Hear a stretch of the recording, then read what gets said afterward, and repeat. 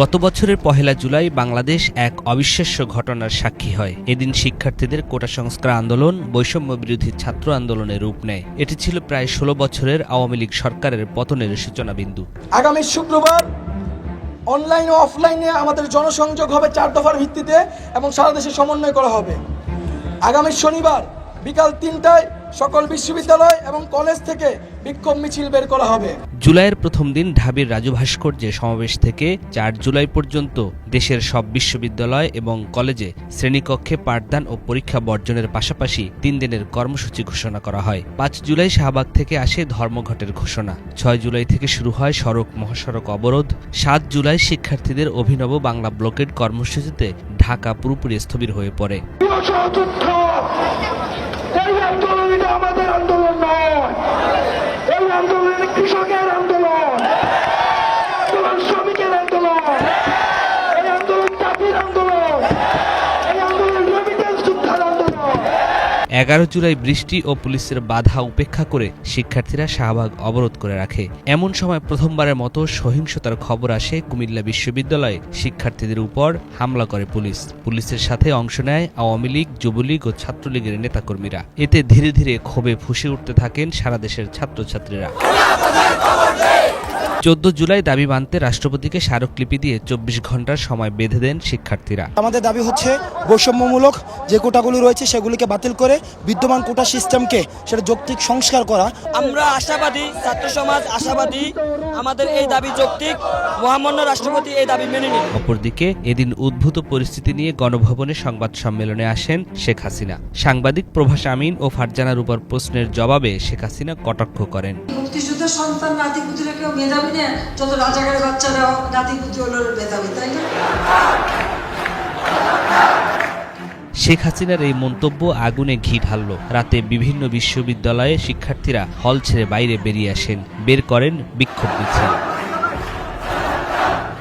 পরের দিন ১৫ জুলাই শিক্ষার্থীদের ওই প্রতিবাদকে ক্যাশ করে আওয়ামী লীগ। এদিন হাসিনা আন্দোলনকারীদের তুচ্ছ তাচ্ছিল্য করে বলেন, নিজেদের রাজাকার বলতে তাদের লজ্জাও লাগে না। নিজেদের রাজাকার বলতে তাদের লজ্জা হয় না। এদিন আন্দোলনকারীদের রাজাকার স্লোগানের জবাব ছাত্রলীগ দেবে বলে উস্কানি দেন আওয়ামী লীগ সাধারণ সম্পাদক ওবায়দুল কাদের। সংস্কার আন্দোলনের কতিপয় নেতা যে সব বক্তব্য রেখেছে তার জবাব দেওয়ার জন্য ছাত্রলীগ সহ যারা তাদের এ আত্মস্বীকৃত রাজাকার, যারা নিজেদের অদ্যত্বপূর্ণ মানসিকতা প্রকাশ ঘটিয়েছে গত রাতে, তার জবাব তারাই। এরপরই বিকেল ৩টায় ঢাকা বিশ্ববিদ্যালয়ে দফায় দফায় শিক্ষার্থীদের উপর হামলা চালায় ছাত্রলীগ।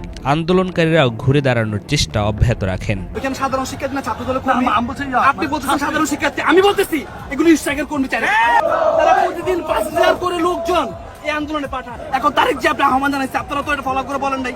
তারিখ যে আহ্বান জানাইলে কি ছাত্রদলের নেতা করতে আসবে না? ছাত্রলীগের হামলার প্রতিবাদে ১৬ জুলাই বিক্ষোভ সমাবেশ কর্মসূচিতে রংপুরে পুলিশের গুলিতে গুলিবিদ্ধ হন নিরস্ত্র আবু সাঈদ। লুটিয়ে পড়েন মাটিতে। খবর ছড়িয়ে পড়ে আবু সাঈদ শহীদ হয়েছেন। আন্দোলন মোড় নেয় চূড়ান্ত সংঘাতে।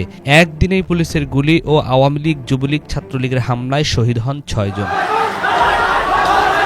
১৭ জুলাই আশুরার সরকারি ছুটিতে অফিস আদালত বন্ধ থাকলেও ক্যাম্পাসগুলো ছিল উত্তাল। এদিন রাজনীতিমুক্ত ঘোষণা করা হয় ঢাকা বিশ্ববিদ্যালয়ের ক্যাম্পাস সহ বিভিন্ন বিশ্ববিদ্যালয়। কয়েক দফা হামলা করে ক্যাম্পাস থেকে সাধারণ শিক্ষার্থীদের বের করে দেয় ছাত্রলীগ। বিশ্ববিদ্যালয় প্রশাসন হল বন্ধের ঘোষণা দেন। এর মধ্যেই দুপুর থেকেই সড়ক মহাসড়ক অবরোধ, গায়বানা জানাজা, কফিন মিছিল ও দফায় দফায় সংঘর্ষ চলে।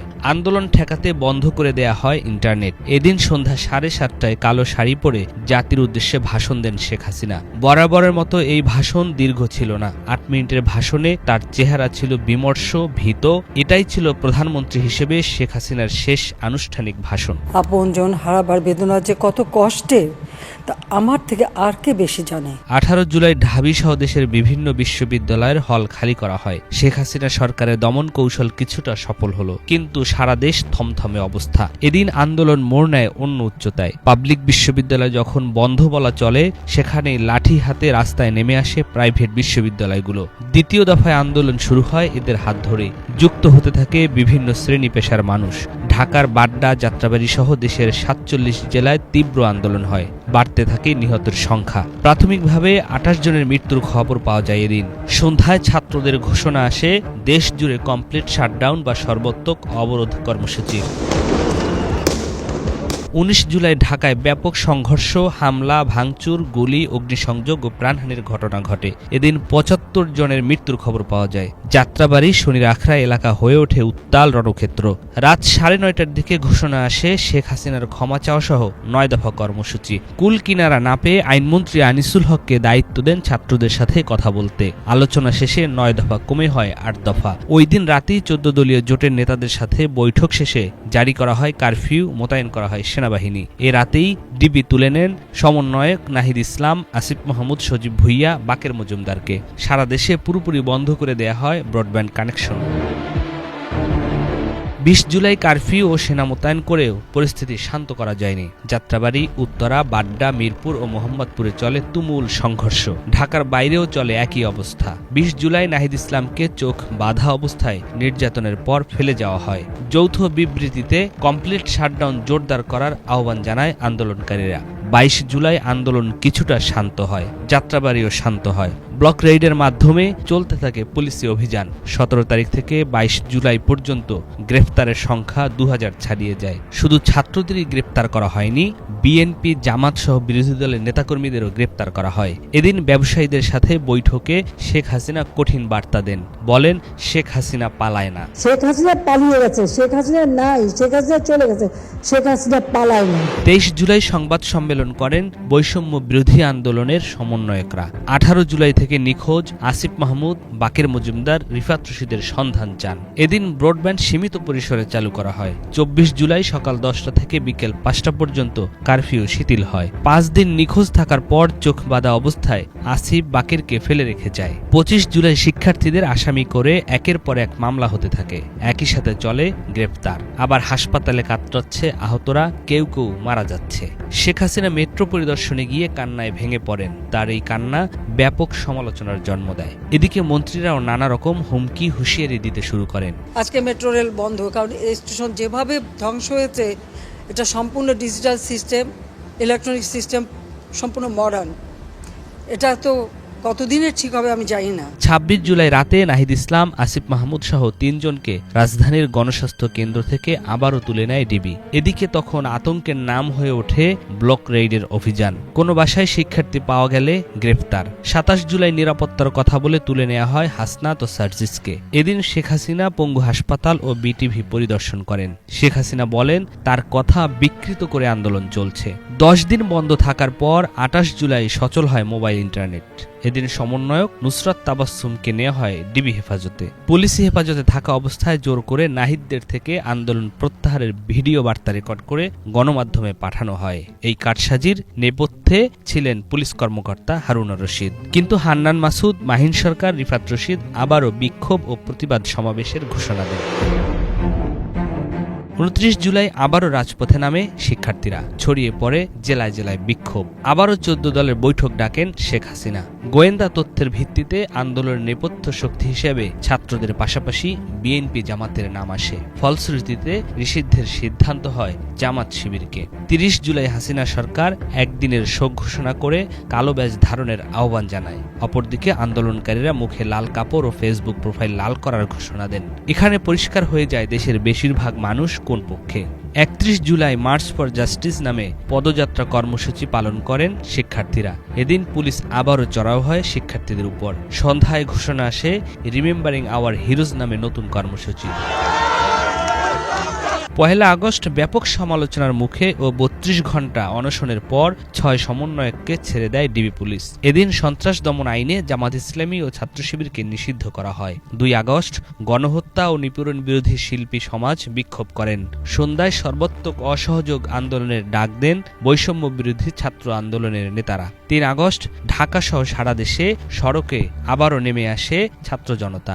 বিভিন্ন স্থানে আন্দোলনকারীদের সাথে পুলিশ, আওয়ামী লীগ, যুবলীগ, ছাত্রলীগের নেতাকর্মীদের ব্যাপক সংঘর্ষ হয়। রাত রাত ৩টায় শহীদ মিনারে সমাবেশের ঘোষণা আসে। দুপুর থেকে সেখানে জড়ো হতে থাকেন ছাত্র জনতা ও অভিভাবক, শিক্ষক, পেশাজীবী, সাংবাদিক, রাজনীতিবিদ, সংস্কৃতি কর্মী সহ নানা শ্রেণী পেশার মানুষ। এই সমাবেশে নাহিদ সহ প্রথম সারির সমন্বয়করা যোগ দেন। সমাবেশে শেখ হাসিনা এবং তার মন্ত্রিসভার পদত্যাগের এক দফা দাবি ঘোষণা করেন নাহিদ ইসলাম। সারা দেশে অসহযোগ আন্দোলনের কর্মসূচি ঘোষণা করা হয়। সরকারের আলোচনার প্রস্তাব প্রত্যাখ্যান করেন বৈষম্য বিরোধী ছাত্র আন্দোলনের নেতারা। সরকার পতনের ডাক আসায় ৪ আগস্ট মরিয়া হয়ে মাঠে নামে সরকারের সকল বাহিনী ও শেখ হাসিনার দলের লোকেরা।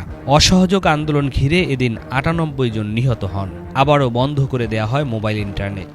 বিপুল হতাহতের প্রতিবাদ ও সরকারের পদত্যাগের দাবিতে ৬ আগস্ট মার্চ টু ঢাকা ঘোষণা করা হয়। পরে এই কর্মসূচি একদিনে গিয়ে ৫ আগস্ট ঘোষণা করা হয়। আমাদের যে ৬ তারিখের যে লং মার্চ টু ঢাকা কর্মসূচি ছিল সেটাকে আমরা একদিন এগিয়ে নিয়ে এসেছি, অর্থাৎ আগামীকাল ৫ই আগস্ট সারা দেশের মুক্তিকামী জনতাকে ঢাকার উদ্দেশ্যে রওনা হওয়ার জন্য আমরা আহ্বান জানাচ্ছি। ৫ আগস্ট সারা দেশে কারফিউ চলছে, থমথমে পরিস্থিতি। এর মধ্যে দুপুরে কারফিউ ভেঙে জনতার ঢল গাজীপুর থেকে ঢাকায় প্রবেশ করেন। শেখ হাসিনা ২টা ৩০ মিনিটে পদত্যাগ করে হেলিকপ্টারে দেশ ছেড়ে পালিয়ে ভারতে আশ্রয় নেন। অবসান ঘটে প্রায় ১৬ বছরের ন্যায়হীনতার। আর এদিকে পুরো রাজধানী বিজয় উল্লাসে মেতে ওঠেন। হানা দেন গণভবনে। জনতা নিয়ে যায় শেখ হাসিনার হাঁস, মুরগি, পুকুরের বড় বড় মাছ এবং আসবাবপত্র। বাংলাদেশের ইতিহাসে ৫ আগস্ট ইতিহাসের এক অন্য মাত্রা যোগ করেছে। যতদিন বাংলাদেশ থাকবে ততদিন স্বৈরাচারের বিরুদ্ধে জনতার ক্ষোভের উদাহরণ হয়ে থাকবে ৩৬ জুলাই। এই ৩৬ জুলাই হয়ে রইল বাংলাদেশের ইতিহাসের অন্যতম তাৎপর্যপূর্ণ দিন। নিয়াজ মাখদুম, বাংলা ভিশন, ঢাকা।